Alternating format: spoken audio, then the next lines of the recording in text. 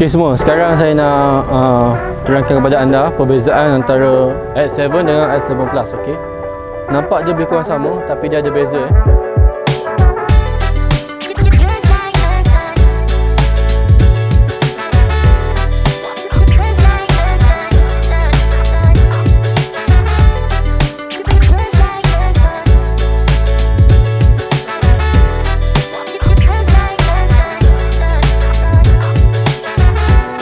Okey, perbezaan yang pertama kita tengok.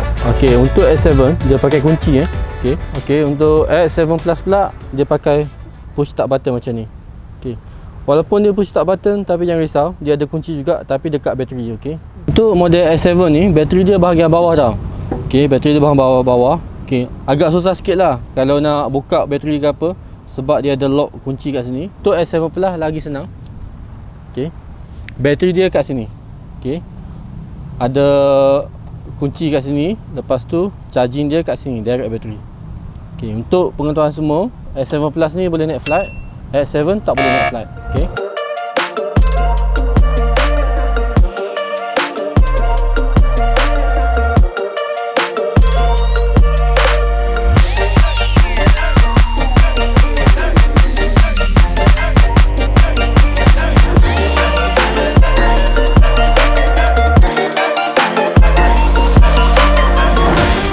Seterusnya adalah perbezaan tayar. Okey, tayar dia saiz sama 8 inci. Okey, tapi beza dia pada design lah. Okey. Kalau X7 Plus dia macam ni, silver macam ni. Okey. Yang paling penting adalah dia punya frame totally memang semua sama. Okey, seterusnya adalah perbezaan motor. Okey, yang ni perbezaan yang ketara jugalah. Okey, untuk X7 ni motor dia dekat tayar sini. Okey. Dia punya power motor adalah 300 watt. Okey. Untuk X7 Plus pula motor dia single motor kat sini Okey, saya tunjuk dekat bawah ni. Okey, motor dia kat sini bukan dekat tayar. Okey, dia punya power 250 watt. Okey, walaupun dia 250 watt tapi dia lebih power. Lepas tu dia jenis brushless motor.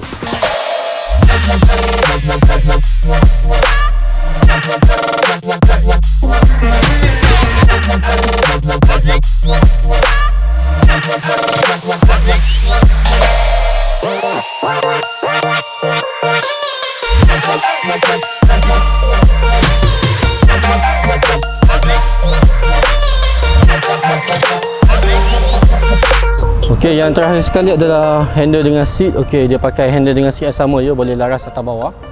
Okey, itu saja daripada saya. Okey, kalau ada apa-apa soalan nak tanya, nak datang cuba, senang sikit datang cuba kedai kita, boleh tahu perbezaan.